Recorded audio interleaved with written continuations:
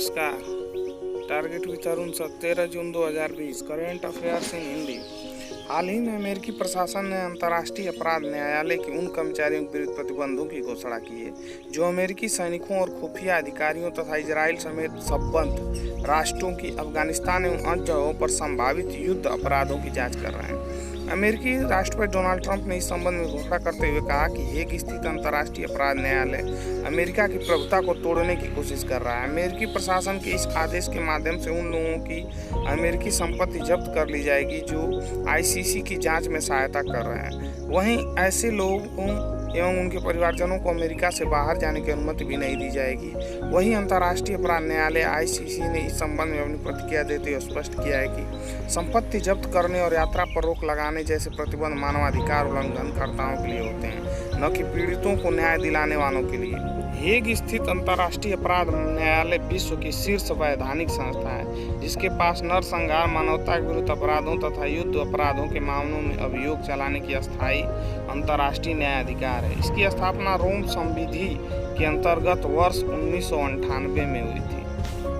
भारतीय राष्ट्रीय राजमार्ग प्राधिकरण सड़क परिवहन एवं राजमार्ग मंत्रालय के अधीन भारतीय राष्ट्रीय राजमार्ग प्राधिकरण यूनिक क्लाउड आधारित एवं आर्टिफिशियल इंटेलिजेंस द्वारा संचालित बिग डाटा एनालिटिक्स प्लेटफॉर्म एवं प्रोजेक्ट मैनेजमेंट सॉफ्टवेयर के साथ पूर्ण रूप से डिजिटल संगठन बन गया है।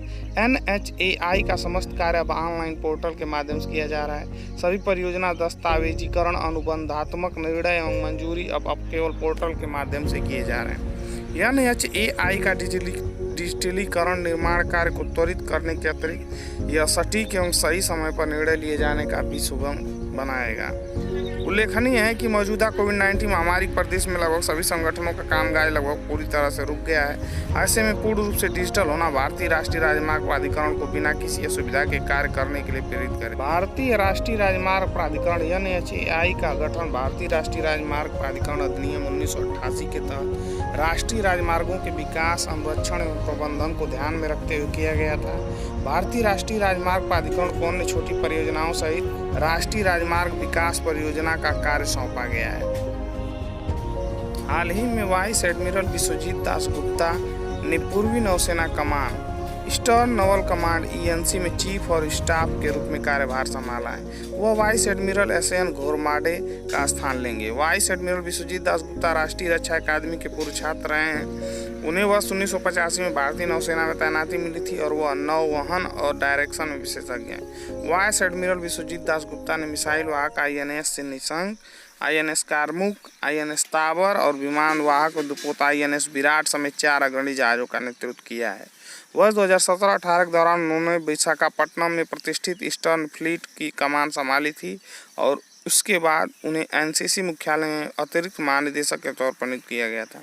एडमिरल विश्वजीत दास गुप्ता को उनकी विशिष्ट सेवा के लिए अति विशिष्ट सेवा पदक AVS सम और विशिष्ट सेवा पदक VS सम प्राप्त हो चुका है। हाल ही में प्रसिद्ध उर्दू शायर गुलजार दहलवी का 93 वर्ष की उम्र में निधन हो गया है। गुलजार दहलवी का असली नाम आनंद मोहन जुत्सी था। गुलजार दहलवी का जन्म 7 जुलाई 1926 को पुरानी दिल्ली की गली कश्मीरिया में हुआ था। गुलजार दहलवी ने दिल्ली विश्वविद्यालय DU से MA और LLB की पढ़ाई की थी।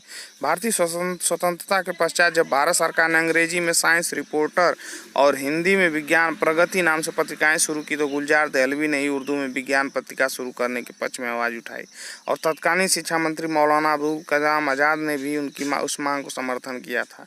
वर्ष 1975 में भारत सरकार ने उर्दू में विज्ञान की पहली पत्रिका साइंस की दुनिया शुरू की और गुलजार दहलवी के बाद उस पत्रिका का संपादक भी नियुक्त किया गया।